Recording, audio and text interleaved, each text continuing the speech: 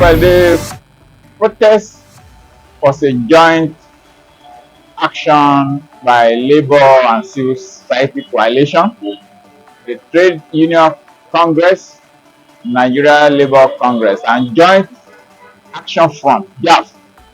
So we work together.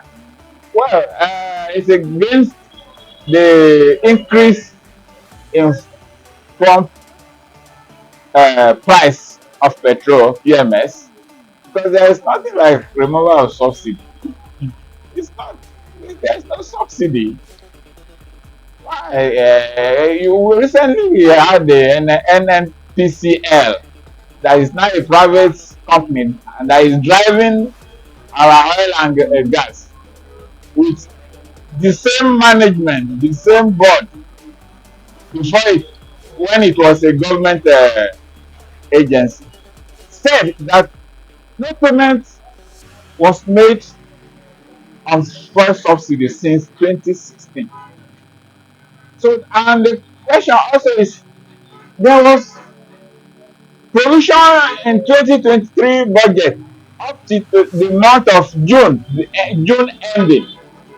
But the pronouncement on May 28th saw the price of petrol jacked up above 500 and even 600. There is no removal for that. There is no subsidy. It's an increment.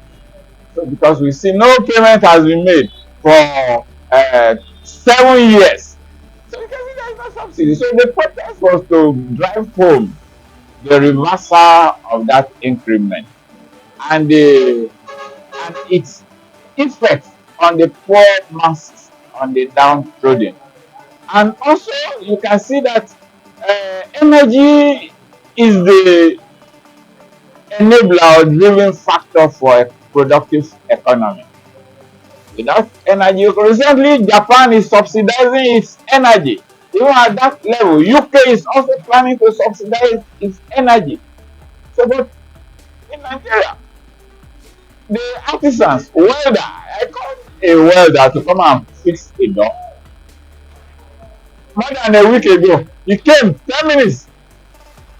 The door cannot be fixed because after 10 minutes there is the light. So since then, there is no light in daytime. So the protest is to make the government to see reason why it should not suffer the poor masses. So if our 4 refineries have the capacity to refine 445,000 barrels crude per day, so if the 4 refineries are working, we are able to get over 12 byproducts in that crude. You have petrol, you have diesel, you have and all other byproducts. So even if you spread the overhead cost on these items and sell it, petrol can still sell at 150 or 200 and you still make surplus gain. So the thing is that the labor and civil society are saying it is an injustice. It is holding the masses beyond what, or pushing the masses beyond what they can buy. You can see traffic. If you go to Ibadan, Lagos Express Road, vehicles there are very few. How many people can go to work with their vehicle now? Workers trek to work, students trek to, and the woman that depends on grinding pepper, elubo, to feed the family has no access. There is no electricity. Petrol is not accessible to them. So the people are suffering. They are suffering. So, and the government say is giving loan to nano industries. What are nano industries? Nano industries are small scale industries like the ones I have just mentioned that they cannot operate without energy, without light. So if you give them money, the money will just disappear. The research by 2022 and December 2022 shows that 68% of industries have folded up in Nigeria. And now more will fold up because of energy prices. The issue of the increase in school fee has been a protracted one. It's a systemic failure. The academic staff union of university have said it for over 3 decades. It's the system itself is a failure. There are more people will drop out, more students will drop out now because students in the past cannot, just like you say, cannot afford to eat twice a day. Some cannot afford to pay for hostels. So even some, the money that they are being charged in the tertiary institution, they cannot afford it. So for many are not even going to school. So now that there's increase, more students will drop out. More criminals will emerge in our society. The more the people are also endangered. And in other crimes, the government puts money into research because research will stir up actions, evidence-based interventions to grow the economy. Because education is the heel around which all other sectors derive their this thing. So we poor funding of education and the students also will have that will be graduated with low baked products. That's currently our students cannot compare with international standards. But so the increment now will further cause more pains for even those who can, their parents can strive to meet it. So it means their feeding and upkeeps will be so difficult to meet. So the Nigeria border closure, I would say it's a good development. Why do I say it's a good development?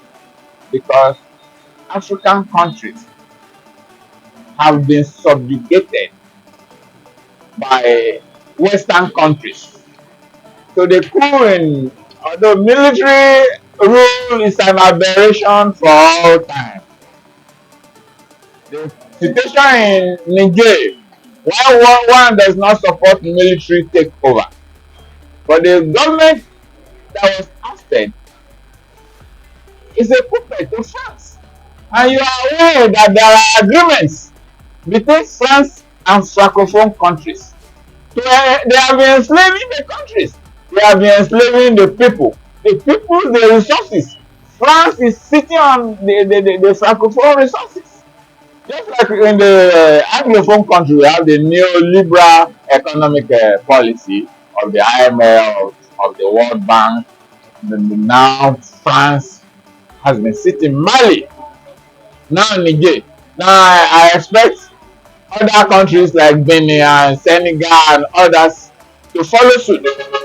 So this is time to liberate Africa, Francophone Africa, even to Anglophone Africa.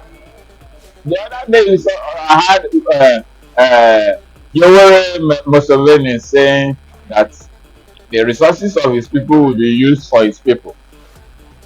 So like the golden speech of late Mohammed Ramat Murtala Mohammed there, that one of the OAU Congress said Africa has come of age. And it was that statement that led to his being toppled then. So Africa must come of age. Africa must reunite. It is this struggle that led so-called NATO forces to go to Libya and topple Gaddafi and kill Gaddafi. You can see Libya is no longer the same. Libya, the standard of living in Libya before Gaddafi's death was far better than in the United States and most of the European countries. But Libya is in turmoil now. It's in crisis. So Nigeria close. I can see there is also an economic interest because the gas pipeline passes through that Nigeria is currently is the project that Nigeria is currently undertaking passes through Niger until another Algeria. It was to pass to Algeria before they have directed it to Morocco. So it will pass about 8 countries. So Niger is one of them. So perhaps that's why uh, Bola Tinubu is interested in going there. But I commend the National Assembly that said no, he cannot declare war. There's war in your country. We still have terrorists in our bushes. People are dying of hunger. There is cold war. So Nigeria is not settled. And no wise general will declare war in several fronts. There are crises. You have not gone to chase the terrorists, kidnapping, raping, taking ransom of our people. You want to rush to Niger to please France, to please Western imperialist agents. So it's the people of Niger should take their destiny into their hands. And other African countries should rally around Niger and other francophone African countries to liberate themselves. The people of any country deserve the type of leaders that govern them through their action or inactions. So it is in the hands of the Nigerians. Nigerians, if you don't rise up and assert your destiny and see that the commonwealth and the decisions to manage those commonwealths, you partake. How do you partake? It's by electing a credible leadership.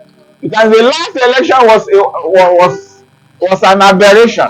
Was the worst election so far in the history of the electionary contest and process in Nigeria. But masses themselves are gullible because the usurpers, political gladiators that come every 4 years to deceive them. You see them still preaching to this instead of them to come together and raise a candidate.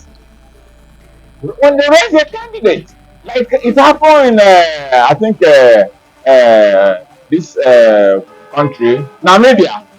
In Namibia, all the parliamentary seats were won by people who are not popular, by the masses. So they came out until Nigeria, but Nigeria, the structure of Nigeria also has to be restructured. Because if it is not restructured, definitely, because Nigeria have best democracies around the world, like other places, Brazil, even when you have of Switzerland, and the constituents agree, but the structure in place now is that of a colonial structure.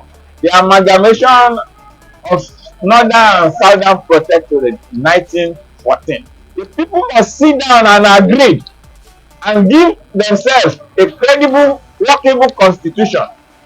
So without that, somebody who just come the way the country is arranged can really not produce democracy. So but it's only the people, the masses, that can rise up and fight for their freedom.